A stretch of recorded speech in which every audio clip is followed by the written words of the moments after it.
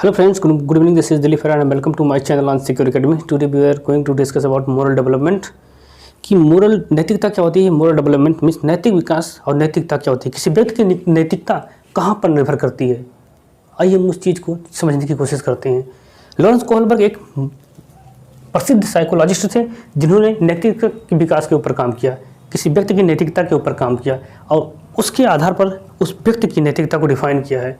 पहले उन्होंने कुछ बच्चों को बुलाया और बच्चों को कहानियाँ सुनाई और कहानियाँ सुनने के बाद जो उनसे आंसर प्राप्त हुआ, जो उनके उत्तर प्राप्त हुआ, उसका उन्होंने कंक्लूजन निकाल के किसी व्यक्ति की नैतिकता के बारे में वर्णन किया। तो आइए हम उसे ज़रा समझने की कोशिश करते हैं। सबसे पहले समझते हैं कि डिलेम्मा क्या होता है। डिलेम्मा जिसे हम दुविधा कहते हैं। क्या दुविधा कहते हैं? दुविधा क्या होती है? मान लो आपके जीवन में कई सारे मोड़ आते हैं, कई सारी घटनाएं होती रहती हैं। उस क्रिटिकल कंडीशन में आप क्या डिसीजन लेते हैं, उस क्रिटिकल कंडीशन में आप क्या डिसीजन लेते हैं, वही दुविधा होती है। वही क्या होती है? दुविधा होती है। कि दुविधा होती है कि दुविधा में आप क्या कंडीशन, उस कंडीशन में आप क्या डिसीजन लेते हैं, उस डिसीजन को हम क्या कहते हैं।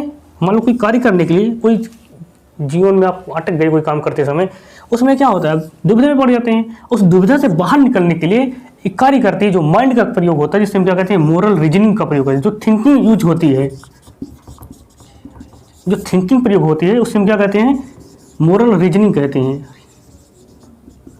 रीजनिंग कहते हैं। सबसे पहले डिलेम्मा समझते हैं कि डिलेम्मा क्या होती है। मान लो आप एग्जाम देने जाते हैं, आपके साथ में एक फ्रेंड जा रहा है आपका, और इसमें क्या होता है, बाई चांस उस फ्रेंड का एक्सीडेंट हो जाता है। अब आप में को ऐसी जिम्मेदारी बनती है कि आप उस व्यक्ति को हॉस्पिटल ले जाएं। आपके पास समय बहुत कम है। अगर आप उसको हॉस्पिटल ले जाते हैं तो आपको देर हो जाएगी, आपका एग्ज़ाम छूट सकता है। और आप अगर उसी व्यक्ति को, उस फ्रेंड्स को आप हॉस्पिटल नहीं ले जाते हैं तो उसकी मृत्यु भी हो सकती है। तो इस क्रिटिकल कंडीशन में आप जो डिसीजन लेते हैं, ये कंडीशन क्या है, डिलेम्मा है, एक दुविधा है। और इस दुविधा से बाहर निकलने के लिए आप जो प्रयोग करते हैं उसे मोरल रीजनिंग कहते हैं, उसे थिंकिंग कहते हैं। आइए हम इसे हाइंस के माध्यम से समझने की कोशिश करते हैं। हाइंस क्या था? एक व्यक्ति था, वो क्या था, जिसकी पत्नी एक गंभीर बीमारी से परेशान थी, डिडली डिजीज था, उसे कैंसर था। वो क्या होता है, अपनी पत्नी को बचाने के लिए उस पत्नी को हॉस्पिटल ले जाता है। हॉस्पिटल वाले बोलते हैं कि जाके दवा लेके आओ। मार्केट में एक ही व्यक्ति है जिसके पास वो दवा है, एक ही केमिस्ट है। अगर आप अपनी पत्नी को दवा लाते हो तो आपकी पत्नी बच जाएगी, नहीं तो आपकी पत्नी की डेथ हो जाएगी। अब वो हाइंस जाता है मार्केट में दवा लेने के लिए उस केमिस्ट के पास। केमिस्ट कहता है, देखो मैंने भाई ये दवा बहुत मेहनत से और संघर्ष से बनाई है और मैं इस दवा को 10 गुने दाम में ही बेचूंगा, इससे कम 1 रुपये में भी नहीं दूंगा। अब हाइंस के पास इतने पैसे नहीं था कि वो दवा को खरीद सके। वो वापस आता है, अपने फ्रेंड सर्कल में जाता है, अपने मित्रों से कुछ पैसे कलेक्ट करता है और अपने रिश्तेदारों से पैसे कलेक्ट करता है, लेकिन उसके पास फिर भी उस दवा का आधा ही पैसा उसके पास क्या हुआ था, कलेक्ट हो पाया था। अब दवा के 5 गुने दाम को ले जाके वो केमिस्ट को देता है कि मुझे इतने में दवा दे दो, लेकिन केमिस्ट वाला उसे मना कर देता है कि मैं आपको ये दवा नहीं दे पाऊंगा जब तक आप पूरा पेमेंट नहीं करेंगे। ऐसे में हाइंस के पास 2 रास्ते हैं, या तो वो दवा चोरी कर ले या तो वो अपनी पत्नी को मरने दे। इस लेट लास्ट उसने डिसीजन लिया कि वो अपनी पत्नी को बचाएगा और दवा को चोरी कर लिया। रात में जाकर दवा चोरी कर लिया। इस कहानी को कोहलबर्ग ने बच्चे को सुनाया। उन्हें बच्चे को प्रयोग किया, जो बच्चे 4 से ऊपर के बच्चे, 4 साल से 15 साल के बच्चे तक उसने प्रयोग किया। अब क्या हुआ, उन्होंने अलग अलग समूह के बच्चे को अलग अलग प्रकार से कहानियाँ सुनाई, अलग अलग अवस्थाओं के बच्चों को अलग अलग कहानियाँ सुनाई, और उस कहानियों को सुनने के बाद उन्होंने उसकी नैतिकता के बारे में डिफाइन किया। तो आइए समझने की कोशिश करते हैं हम। Just a minute.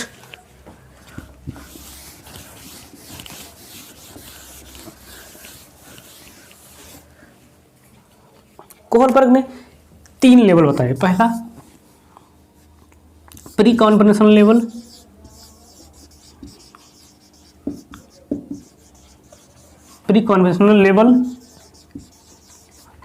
दूसरा conventional level,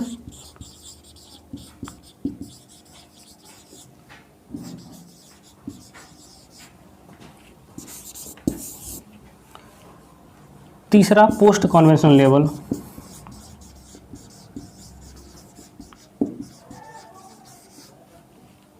post conventional level,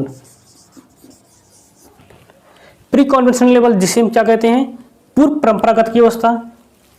उसके बाद उसके बाद कन्वेंशनल लेवल, जिसे हम परंपरागत लेवल कहते हैं, और तीसरा जो होता है पोस्ट कन्वेंशनल लेवल, जिसे हम उत्तर परंपरागत स्तर कहते हैं। इन्होंने तीनों लेवल को, तीनों स्तर को प्रत्येक 2-2 चरण में बांटा, मतलब 2-2 उप अवस्थाओं में बांटा, 2-2 अवस्थाओं में बांटा। इसे समझने की कोशिश करते हैं। सबसे पहले हम कन्वेंशनल लेवल को समझने की कोशिश करते हैं, जिसे हम क्या कहते हैं, पूर्व परंपरागत स्तर। इसको इन्होंने 2 भागों में बांटा, इनकी 2 अवस्थाओं में। पहली अवस्था इसकी क्या थी, ओबेडियंस एंड पनिशमेंट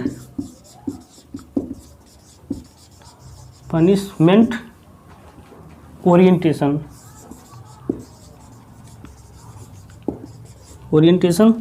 और जो दूसरी अवस्था इनकी थी वो क्या थी, पर्सनल रिवार्ड ओरिएंटेशन।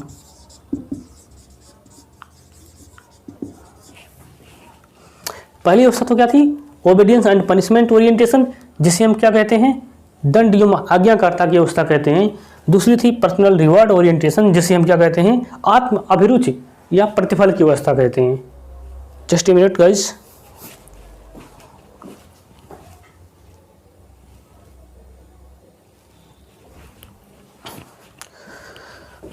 ओके, तो आइए हम समझने की कोशिश करते हैं कि ओबीडियंस एंड पनिशमेंट ओरिएंटेशन, इस अवस्था में बालक, देखो इसकी उम्र क्या होती है, इसकी जो उम्र होती है वो 4 से 10 साल, यानी कि प्राइमरी लेवल के बच्चे थे। जो लॉरेंस कोहलबर्ग ने प्रयोग किया था वो किस पर प्रयोग किया था, प्राइमरी लेवल के बच्चे पर प्रयोग किया था। प्राइमरी लेवल के बच्चे मतलब 4 से 10 साल के बच्चे थे, उम्र के बच्चे थे। अब इन्होंने बच्चे को 2 समूह में बांट दिया। उसके बाद क्या हुआ, उन्होंने इसको क्या किया, इसकी नैतिकता को डिफाइन किया। पहली अवस्था क्या थी, obedience and punishment orientation, that is दंड एवं आज्ञाकारिता की अवस्था। उन्होंने बताया यहाँ पे बालक की नैतिकता उसके भौतिक परिणाम पर निर्भर करता है, भौतिक परिणामों पर निर्भर करता है। मतलब यहाँ पे बालक जो कोई कार्य करता है वो सिर्फ और सिर्फ क्या करता है, दंड से बचने के लिए करता है। कोई भी कार्य बालक करेगा सिर्फ और सिर्फ दंड से बचने के लिए करेगा। जैसे मान लो विद्यालय गया, अगर टीचर्स ने उसके होमवर्क दिया है तो होमवर्क घर से करके आएगा, क्यों, क्योंकि उसे मालूम है होमवर्क नहीं करेगा तो कल विद्यालय जाएगा तो टीचर उसे दंड देगी, इसलिए वो होमवर्क को पूरा करता है। और दूसरी अवस्था क्या थी, पर्सनल रिवार्ड ओरिएंटेशन।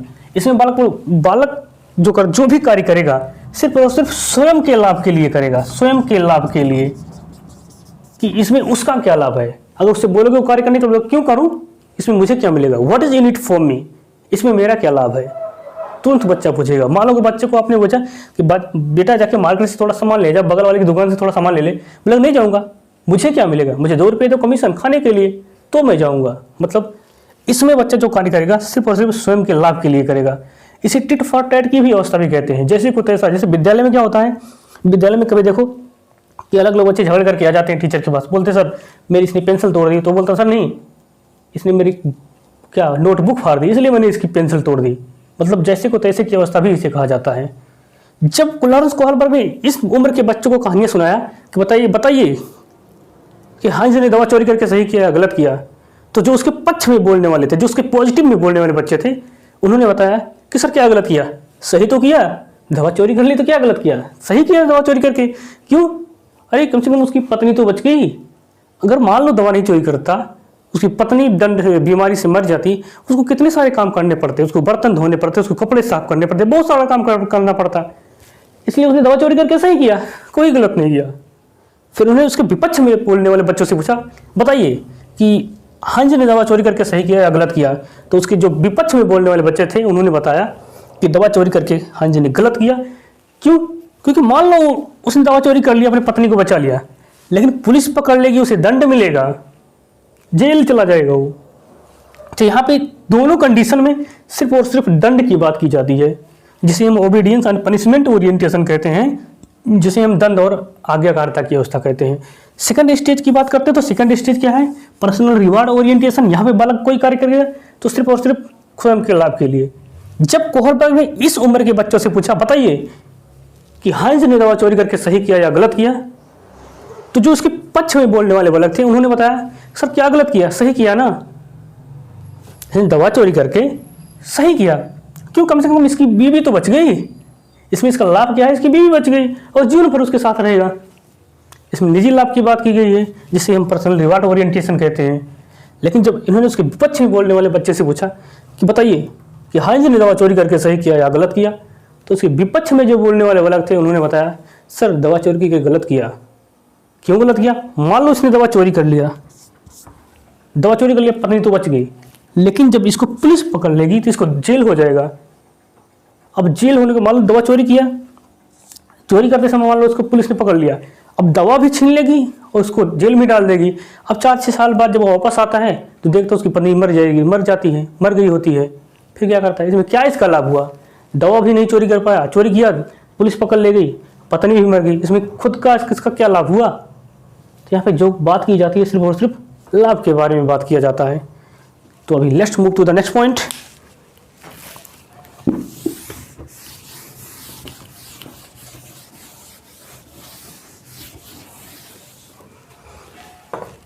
दूसरा जो लेवल था वो कौन सा लेवल था? Conventional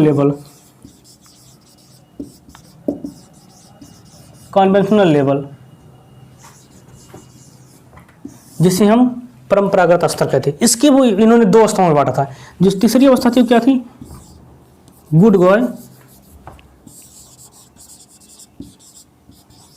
boy and nice girl orientation.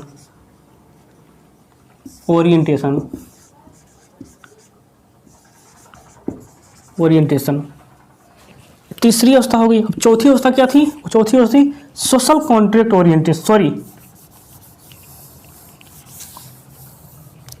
Law and order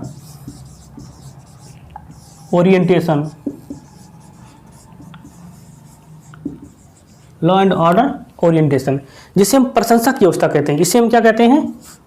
प्रशंसा की अवस्था कहते हैं। और इसे हम क्या कहते हैं? सामाजिक व्यवस्था के प्रति सम्मान की अवस्था, लॉ एंड ऑर्डर ओरिएंटेशन, मतलब सामाजिक व्यवस्था के प्रति सम्मान की अवस्था। यहाँ पे बालक कोई कार्य करेगा सिर्फ और सिर्फ उसे अपनी अच्छाई के लिए करेगा, प्रशंसा पाने के लिए कहेगा। अगर स्कूल में टीचर्स कहते हैं बेटा वो सामान लेके आओ, तुरंत लेके आएगा। क्यों? क्योंकि उसे पता है कि टीचर उसे क्या बोलेंगे? द गुड बॉय, अच्छा लड़का है, या नाइस गर्ल, अच्छी लड़की है। वो सिर्फ यहाँ पे कोई कार्य करता हो तो सिर्फ और सिर्फ क्या करता है? प्रशंसा पाने के लिए करता है। इसकी जो उम्र होती है वो 10 से 13 साल होती है। यहाँ पे 10 से 13 साल के बच्चे होते हैं जिनसे कोहलबर्ग ने कहानियाँ सुना के प्रश्न किया था। यहाँ पे बालक कोई कार्य करेगा सिर्फ और सिर्फ प्रशंसा पाने के लिए करेगा। और यहाँ पे बालक जो कार्य करता है वह सामाजिक नियमों के प्रति बहुत स्ट्रिक्टली फॉलो करता है, उसके प्रति उसकी सम्मान की भावना होती है। मान लो वो रास्ते में जा रहा है और सिग्नल पर गया तो उस सिग्नल को तोड़ेगा नहीं। जब तक रेड लाइट ग्रीन नहीं होगी तब तक वो क्रॉस करके नहीं जाएगा। यहाँ पे बच्चे में जो सामाजिक नियम, कायदे, कानून होते हैं बहुत कूट कर भरे रहते हैं। वो नियम को तोड़ेगा नहीं, वो झूठ नहीं बोलेगा, बहुत स्ट्रिक्टली फॉलो करता है। अब जब इस अवस्था के बच्चों से कोहलबर्ग ने क्वेश्चन किया कि बताइए भाई दवा चोरी करके हाइंज ने सही किया या गलत किया, तो जो इसके पक्ष में बोलने वाले थे उन्होंने बताया कि क्या गलत किया, सही किया। क्यों? अरे पत्नी क्या कहती?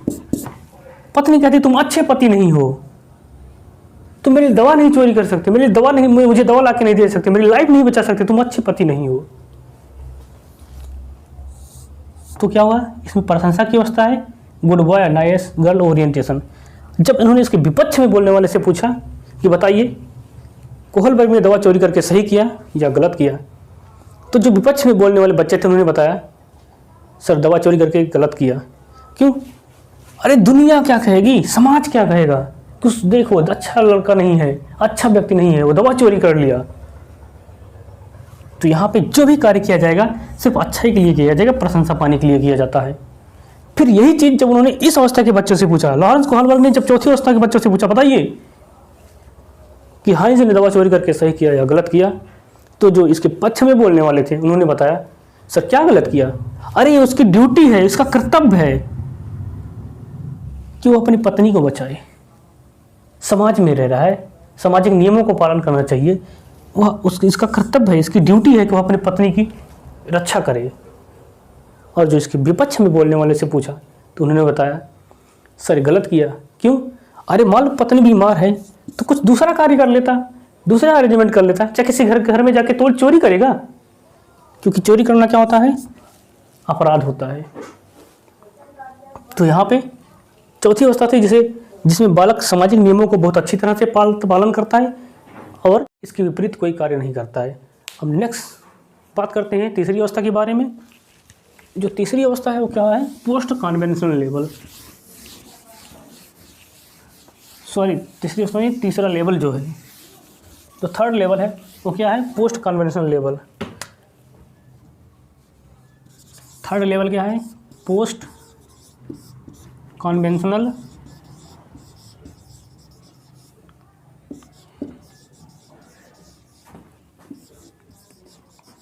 लेवल है। इसको भी इन्होंने दो भागों में बांटा। जो चौथी इसमें जो आती है पांचवी अवस्था, जिसे हम क्या कहते हैं? Social contract orientation.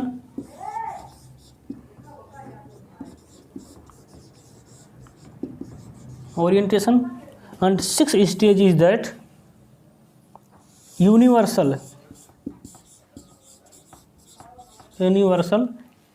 ethical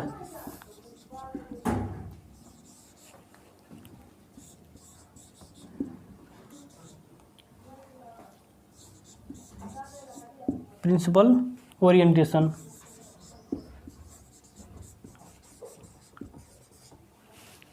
principal orientation. जब इस अवस्था में बालक पहुंचता है, पांचवी अवस्था जिसे सोशल कॉन्ट्रैक्ट ओरिएंटेशन कहते हैं, जिसे सामाजिक समझौते की अवस्था कहा जाता है। और सिक्स अवस्था क्या है? छठवीं अवस्था, जिसे हम सार्वभौमिक नीतिपरक की अवस्था कहते हैं। इस अवस्था में बालक जो कोई कार्य करता है, सामाजिक समझौते की अवस्था कहा जाता है। क्यों कहा जाता है? क्योंकि बालक यहाँ पे जो कार्य करेगा वो सामाजिक नियमों से करेगा तो सही है, लेकिन वो कुछ नियमों में परिवर्तन भी कर सकता है। उसे पता है, क्योंकि यहाँ पे जो कार्य किए जाते हैं वो समाज की सहमति से बदले जा सकते हैं। उसे मालूम है नियम और कानून जो हैं वो समाज की सहमति से बदले जा सकते हैं। मान लो यहाँ पे वो ऑफिस के लिए जा रहा है, ऑफिस में जाते समय किसी व्यक्ति का एक्सीडेंट हो जाता है तो क्या करेगा? वो ऑफिस ना जाके क्या करेगा? वो सबसे पहले उसकी रक्षा करेगा, मतलब उसको हॉस्पिटल ले जाएगा, क्योंकि यह उसका मानवीय धर्म है जो सबसे बढ़कर है। यहाँ पर क्या होता है? वो हॉस्पिटल जाता है लेके उसको, अगर वो ऑफिस नहीं जाता तो बॉस उसको डांटेगा, लेकिन फिर भी वो हॉस्पिटल ले जाता है। और ऐसे में जब रेड सिग्नल ट्रैफिक आता है वो ट्रैफिक तोड़ के ले जाता है उसको बचाने के लिए, उसकी जान बचाने के लिए वो ट्रैफिक सिग्नल को भी तोड़ देता है। लेकिन जब इसकी पहले की अवस्था में था वो, जब वो उसकी पूर्व की अवस्था में था, चौथी अवस्था में, मतलब लॉ एंड ऑर्डर ओरिएंटेशन की अवस्था में था, तो सिग्नल को नहीं तोड़ता था। लेकिन यहाँ पर वो झूठ बोलेगा बॉस से कि मुझे लेट हो गया, मैं ये कार्य का था इसलिए मैं नहीं आ पाया। क्यों? क्योंकि उसे पता है कि सामाजिक नियम सहमति से समाज के नियम को बदला जा सकता है। वो ट्रैफिक लाइट तोड़ के जाएगा। क्यों? क्योंकि उसे उसकी जान बचाना है। मतलब यहाँ पे उसको पता है कि किसी की जान बचाने के लिए यहाँ पे झूठ बोला जा सकता है पांचवी अवस्था में, लेकिन चौथी अवस्था में झूठ बोलेगा ही नहीं, क्योंकि झूठ बोलना पाप है। वो अवस्था में ऐसा समझता था। लेकिन इस अवस्था में जब बालक पहुँचता है, इसे पता है कि सामाजिक नियमों के विरुद्ध तो है, लेकिन किसी की जान बचाने के लिए यहाँ पर झूठ बोला जा सकता है। और छठी अवस्था क्या है? Universal ethical principle orientation, that is सार्वभौमिक नीतिपरक की अवस्था। इस अवस्था में सभी लोग नहीं पहुंच पाते हैं। इस अवस्था में बहुत कम लोग पहुंच पाते हैं। जैसे हमारे नेता हुए, नेता मतलब महात्मा गांधी राष्ट्रीय नेता, या सरदार भगत सिंह हुए, सुभाष चंद्र बोस हुए, ऐसे लोग जो अपने हित को ना देखते हुए सर्वहित देखते हैं, पूरे देश का हित देखते हैं। या जैसे मान लो हमारे जो जवान हो गए बॉर्डर पे हैं, वो क्या है? वो सिर्फ अपने घर की रक्षा के लिए थोड़ी बॉर्डर पे खड़े हैं, वो पूरे देश की रक्षा के लिए बॉर्डर पर खड़े हैं, जो -30 डिग्री -30 टेम्परेचर में हमारी रक्षा कर रहे हैं। इससे लोग बहुत कम होते हैं, बहुत कम लोग यहाँ तक पहुँच पाते हैं। और इसकी जो उम्र है, एज है, वो 13 टू एबव है, 13 वर्ष के ऊपर की अवस्था है।